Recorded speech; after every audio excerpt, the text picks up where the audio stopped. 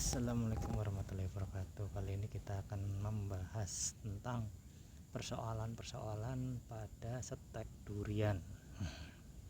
Ya, kami sudah mencoba beberapa cara dan teknik untuk menyetek durian, baik menggunakan batang tua, batang muda maupun batang setengah tua, ataupun diperlakukan dengan perendaman pada rotun atau perangsang akar atau sejenisnya, seperti pada menggunakan olesan bawang merah. Kita sudah coba semua, tapi hasilnya masih nihil sampai hari ini. Kira-kira itu kenapa dan apa sebabnya? Mari kita bahas satu persatu. Oke, yuk kita lihat hasilnya di sini. Kita lihat. Nah, ini adalah stek durian menggunakan satu ruas. Nah, terlihat di sini sudah pada berjamur seperti ini, jamur. Nah, ini stek durian umur sekitar 2 minggu ya. Ini perlakuan yang kami terapkan, ada yang menggunakan rotun, ada yang menggunakan bawang merah, tapi hasilnya masih sama, kering. Ini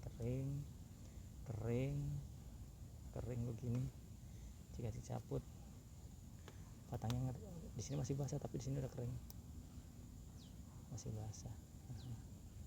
2 minggu tidak kelihatan muncul apa-apa di sini, tapi sini, nah di sini udah mulai busuk nih. Biasanya kalau udah kayak gini kan busuk ke atas.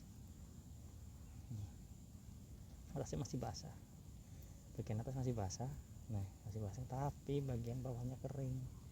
Biasanya kalau bawahnya kering nanti akan merembet ke atas sehingga semuanya akan mati. Seperti ini yang udah berjamur, kita ambil. Nah, kalau berjamur gini kering nih, ini masih basah, tapi tunasnya udah mati ya.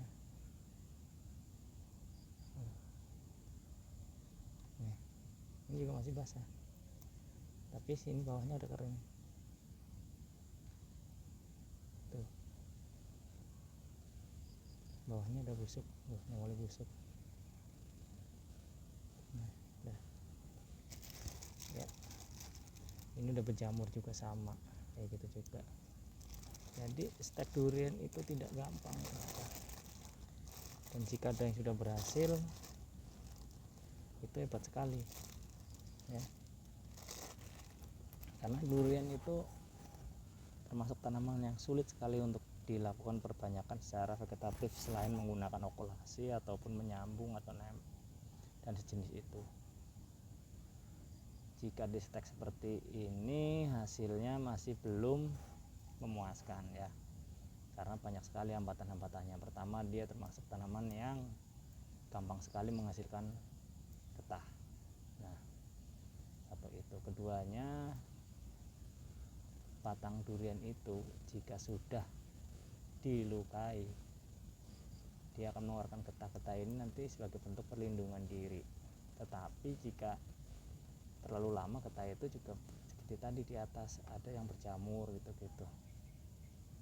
Nah, nanti untuk di waktu-waktu yang berikutnya dia akan cenderung mati ya. Kami tidak begitu mengerti kenapa bisa seperti itu untuk durian ya. Contoh kasus untuk durian itu seperti itu ya. Seperti telah disebutkan sebelumnya, kami mencoba mencari tahu apa sebabnya durian ini sangat sulit untuk diperbanyak secara vegetatif dengan cara stek ya.